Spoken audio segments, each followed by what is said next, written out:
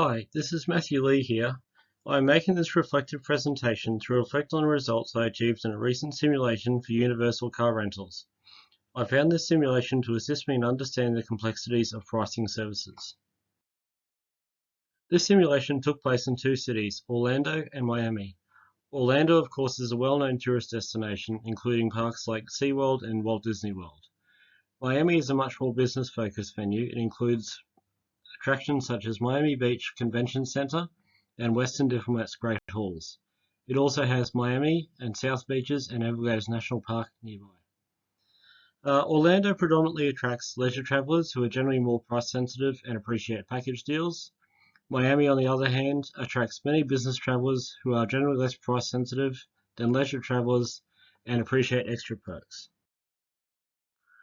So there were three pricing schedules that I could have choose from, which was part of the pricing tripod. Cost-based pricing, value-based pricing, and competition-based pricing. I've chosen to use value-based pricing as this will assist me in maximizing profit, gaining market share, and meeting the target market needs. To set my prices, I used market demand, capacity utilization, and the break-even calculator. I then used the market demand forecast to be able to anticipate seasonal fluctuations. Within 3 of the 4 markets, I was aiming for 90%, which is a good combination of demand and supply being evenly matched. It also means that cars are not left dormant in a lot and staff are not fatigued. So regarding the results of my strategy, I achieved 51.5% market share in Orlando and 56.6% market share in Miami. And as you can see, regarding the price history, the competitor managed to keep up with my price changes throughout the course of the year. The only difference is Miami on the weekend, where the competitor did not drop below $33.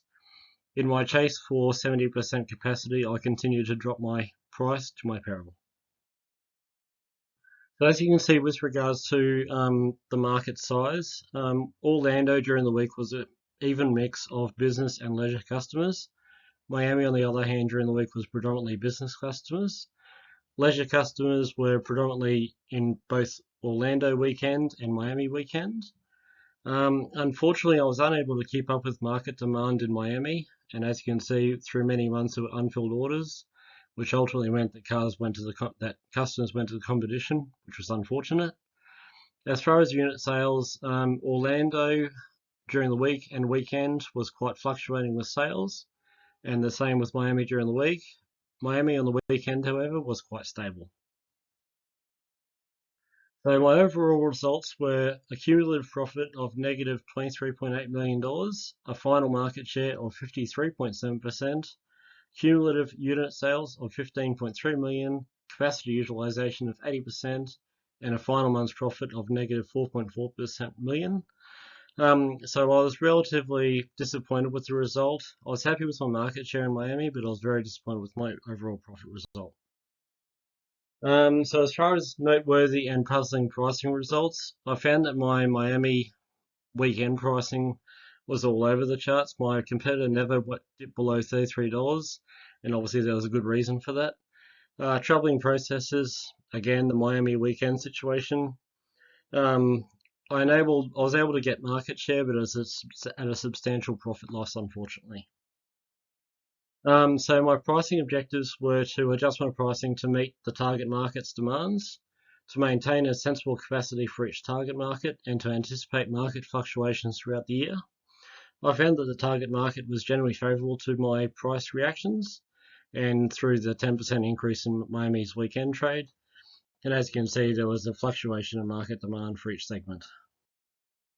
I found that the competitor did an admirable job of keeping up with my price changes, and they also set the pricing for Miami on the weekends.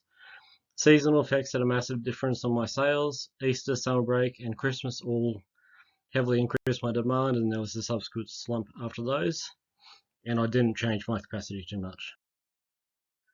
So I learned from the pricing simulation that price is very, very difficult to set. There's so many different variables to take into consideration, and it's very difficult to find a price difference between cost leadership and premium pricing. I found the market demand tool, break-even calculator, and market share graph to be very helpful, and in future I'll adopt a competitor-driven approach to be able to reduce my side missions and to go through market fluctuations together, etc. Thank you very much for listening to this presentation. I believe it'll be very valuable in future. Thank you.